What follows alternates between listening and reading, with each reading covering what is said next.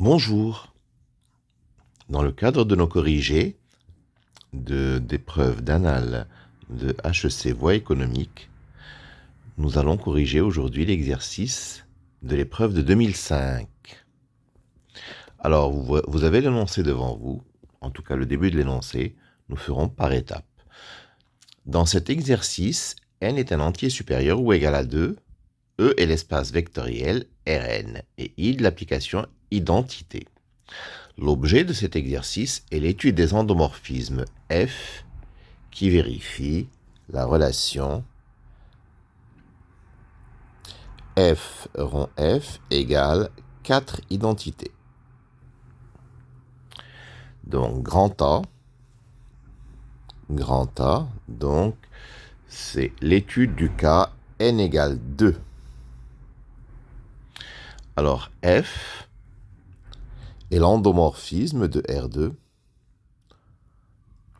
dont la matrice dans la base canonique est A égale racine de 2, facteur 2, 1, 1, 1, moins 1.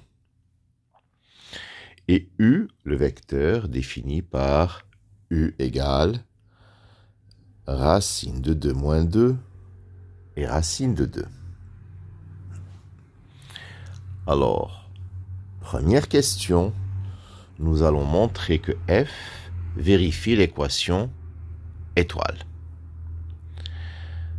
Alors, pour montrer que F vérifie l'équation étoile, qui est donc F rond F égale 4i, il suffira de montrer que A au carré égale 4i.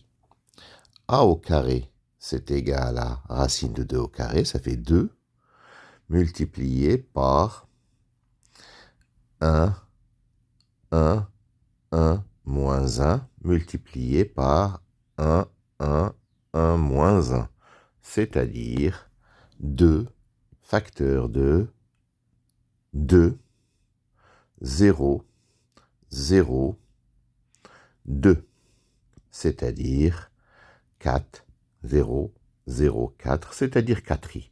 Et nous avons bien que la matrice A vérifie A carré égale 4i, donc F vérifie F carré égale 4i. Bien entendu, puisque F carré, F rond F égale 4 identités, nous aurons que F rond 1 quart de F égale identité.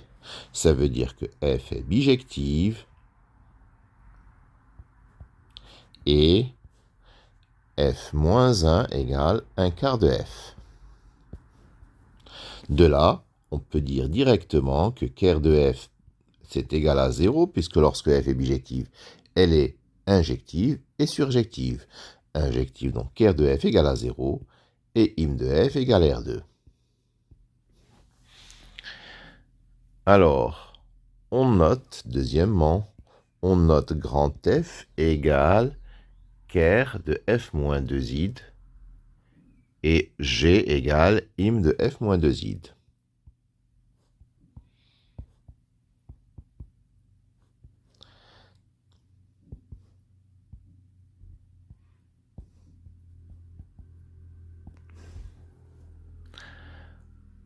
Petit a. Montrer que G est engendré par le vecteur U. Alors, F moins 2id a pour matrice dans la base canonique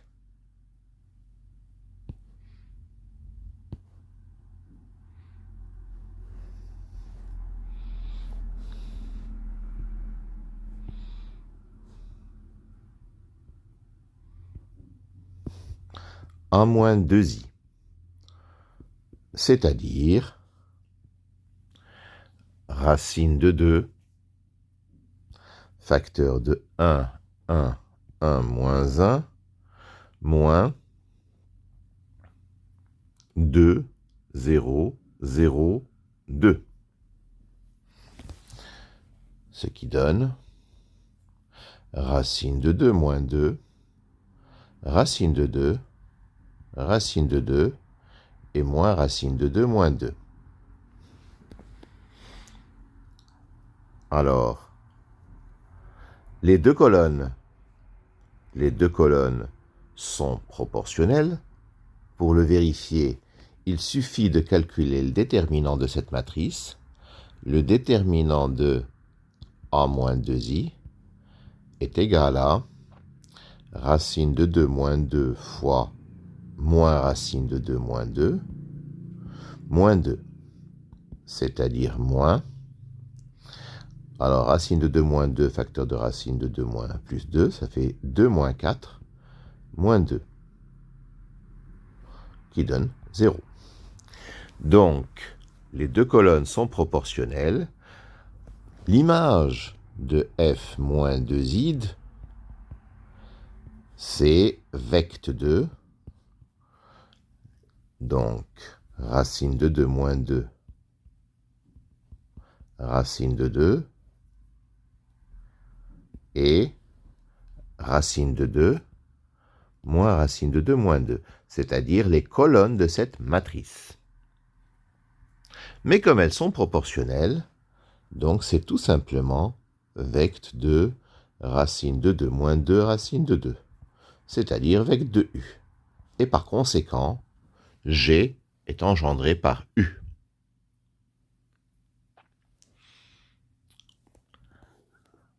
Donc, dimension de G égale 1. Donc, dimension de F égale 1, ça c'est le théorème du rang. Parce que F et G sont respectivement le noyau et l'image de l'endomorphisme F moins 2 identités. La somme de leurs dimensions doit être égale à 2. Par conséquent, la dimension de F égale 1. Alors, une base de F. Donc, on va chercher une base de F. X appartient à F si et seulement si. Donc, A moins 2i fois X égale 0.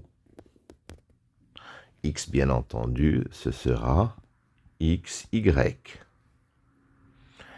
Donc, A moins 2i, c'est racine de 2 moins 2. Racine de 2 moins 2 fois petit x plus racine de 2 fois petit y égale 0.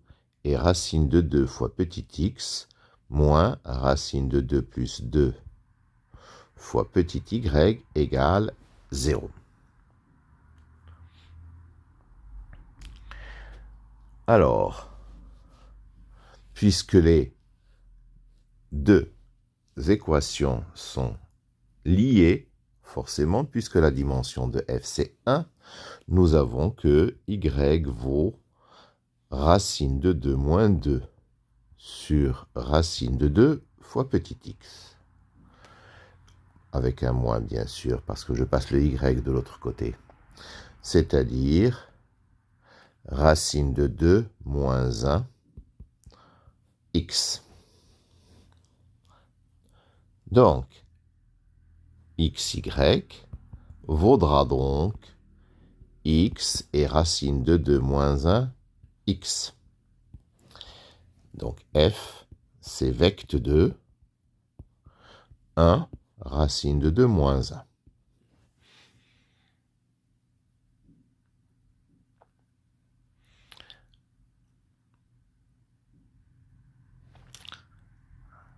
Alors, petit b, vérifiez que G est le sous-espace propre de f associé à la valeur propre moins 2.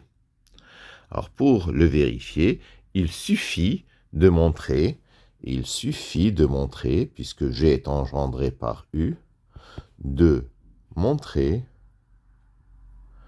que U est un vecteur propre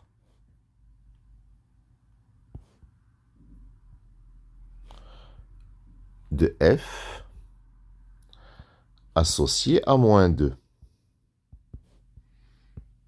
C'est-à-dire que f de u égale moins 2u. F de u. Qu'est-ce que c'est que f de u? Je prends la matrice A multipliée par, donc, racine de 2 moins 2 et racine de 2. Ce qui me donne racine de 2 facteur de 1, 1, 1 moins 1 fois racine de 2 moins 2 racine de 2.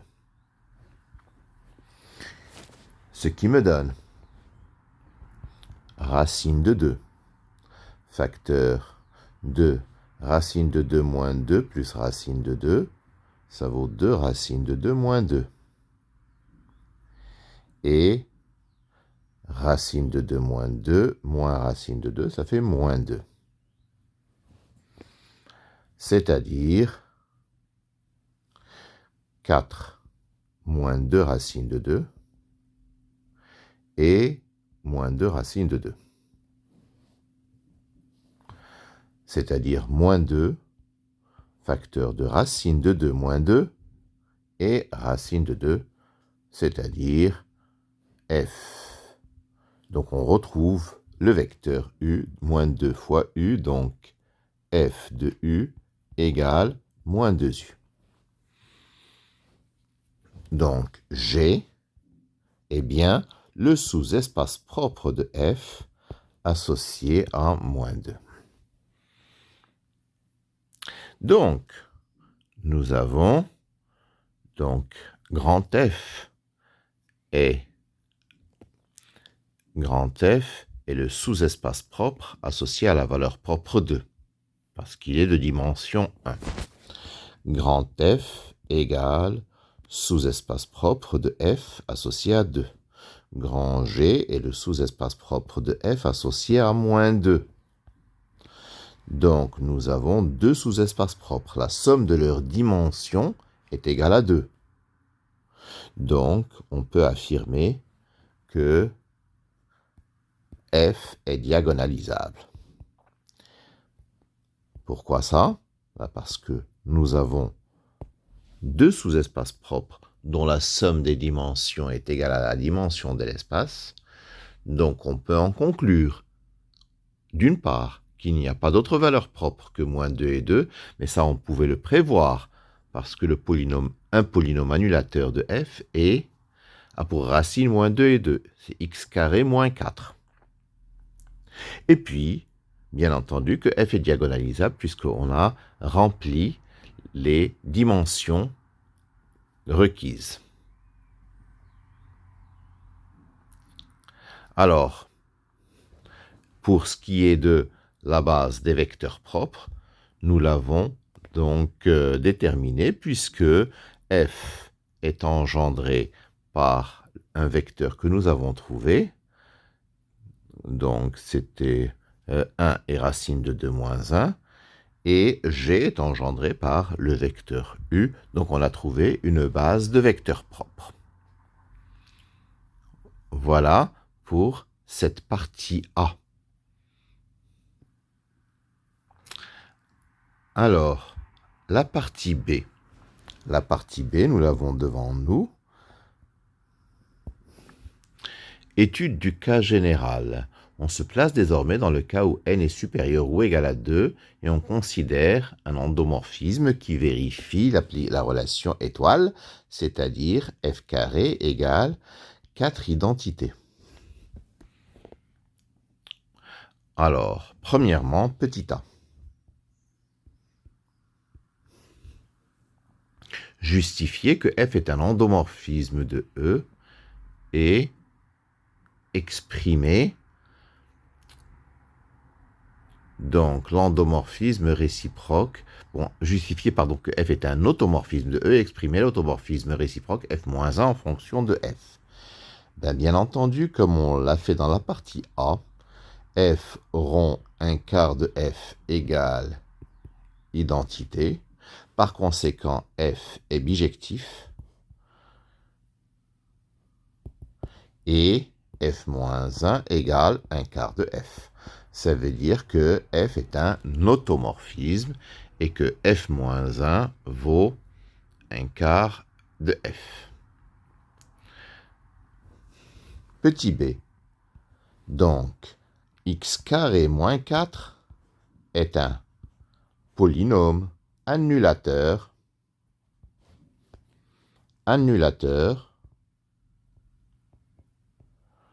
de f. Ses racines sont moins 2 et 2. Donc, les valeurs propres possibles de f sont moins 2 et 2.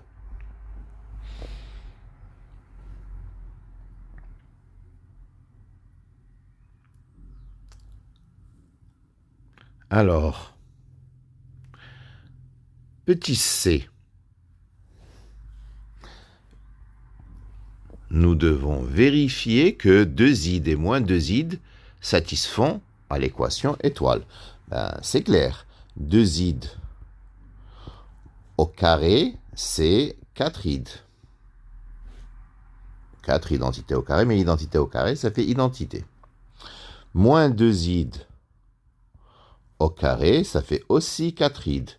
Donc, aussi bien 2id que moins 2id satisfont à l'équation étoile.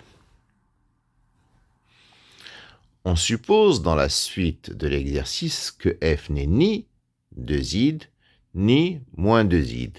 Et on pose toujours, comme dans la partie A, grand F égale ker de f moins 2id. Et G, c'est im de f moins 2id. Alors,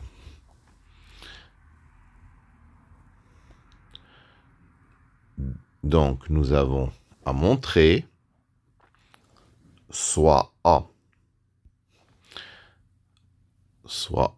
un élément de E. Montrer que f de x moins 2x appartient à ker de f plus 2id. Alors, deuxièmement, x appartient à E.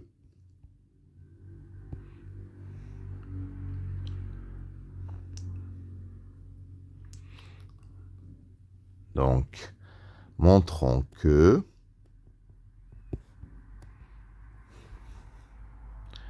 f de x moins 2id, moins 2x plutôt, f de x moins 2x appartient à ker de f plus 2id.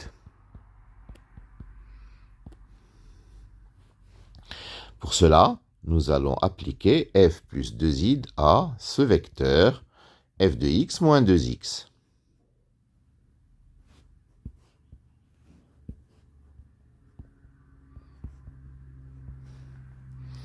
Ce qui donne en fait f plus 2id de f moins 2id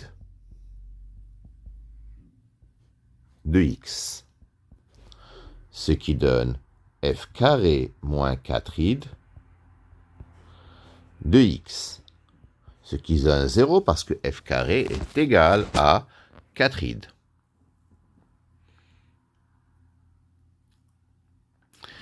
Par ailleurs, f moins 2id de f de x plus 2x vaudra 0 aussi. Parce que, donc nous obtenons, mais de l'autre côté, f carré moins 4id de x. Donc, puisque f plus 2i de f de x moins 2x vaut 0, alors nous avons que f de x moins 2x, n'est-ce pas, appartient à ker de f plus 2id. Donc f moins 2id de x appartient à ker de f plus 2i. Mais f moins 2i de x, n'est-ce pas? Il appartient à l'image de f moins 2i, c'est-à-dire à g. Donc g est donc contenu dans ker de f plus 2i.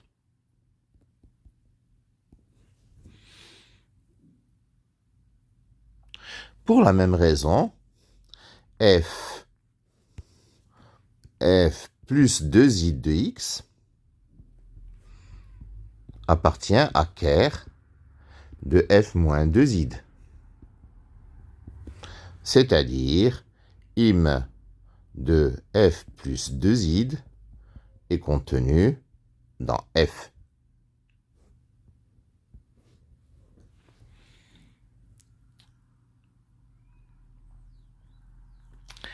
Alors,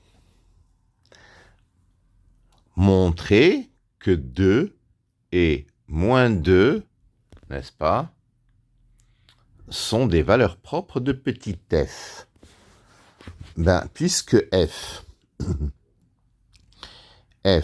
est différent de 2i, c'est que im de f moins 2i est différent de 0. Donc, ker de f plus 2i, puisqu'il contient im de f moins 2i, ker de f plus 2i est différent de 0. Et donc, ker de f plus 2i est un sous-espace propre de f. Donc, moins 2 est valeur propre de f. De même,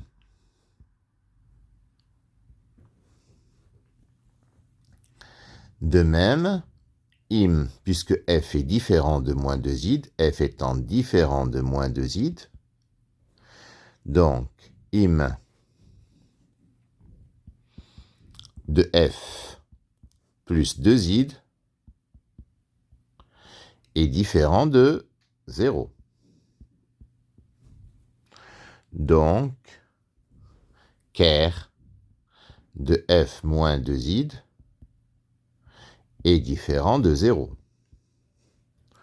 Donc, ker de f moins 2i est un sous-espace propre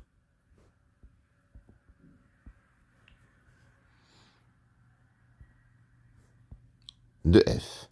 Donc 2 est valeur propre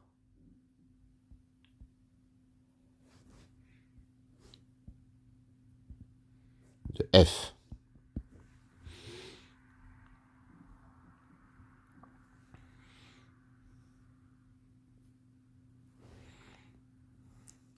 Donc nous venons de montrer que moins 2 et 2 sont les valeurs propres de f. C'était au départ des valeurs propres possibles, mais nous venons de prouver qu'en fait c'était bien des valeurs propres. Donc soit x un vecteur de ker de f plus 2i. X appartient à ker de f plus 2i.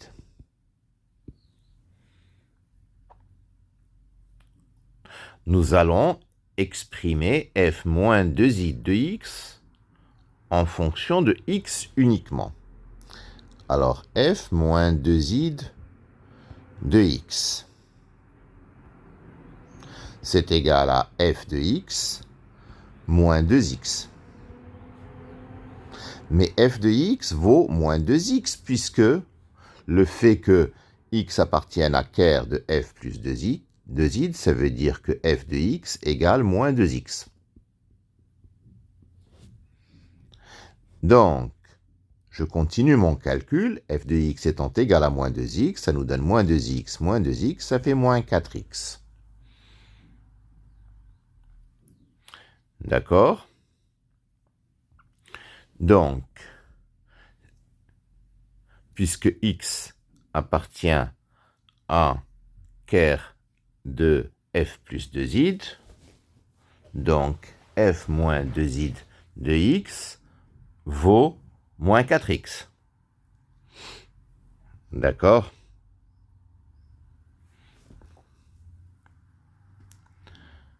Alors,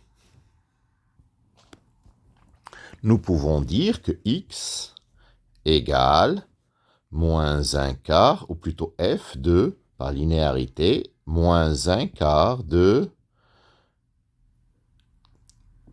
ou plutôt, que dis-je, f moins 2i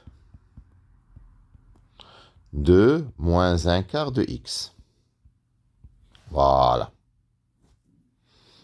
Donc x appartient à im de f moins 2i, et par conséquent, x appartient à g. Donc nous avons bien que ker de f moins 2i égale g. Puisque nous avions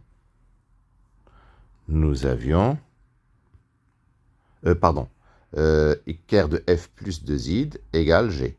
Nous avions tout à l'heure montré que g était contenu dans ker de f plus 2i, et maintenant nous avons montré que ker de f plus 2i est contenu dans g, donc il y a égalité.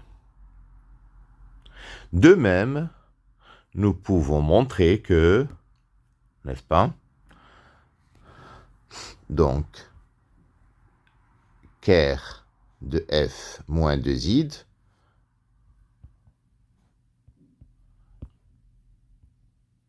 f moins 2i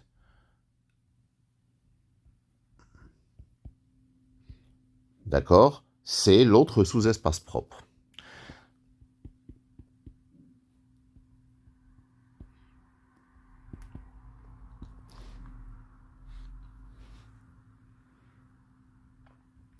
Finalement, nous avons nos deux sous-espaces propres, qui sont image de f-2i et le noyau de f-2i.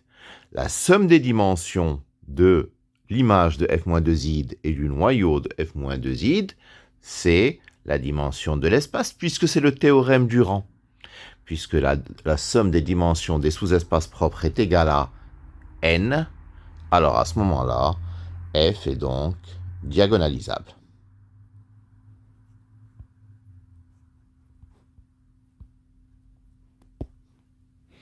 C'est terminé pour cet exercice très classique et très intéressant. Je vous remercie de votre attention.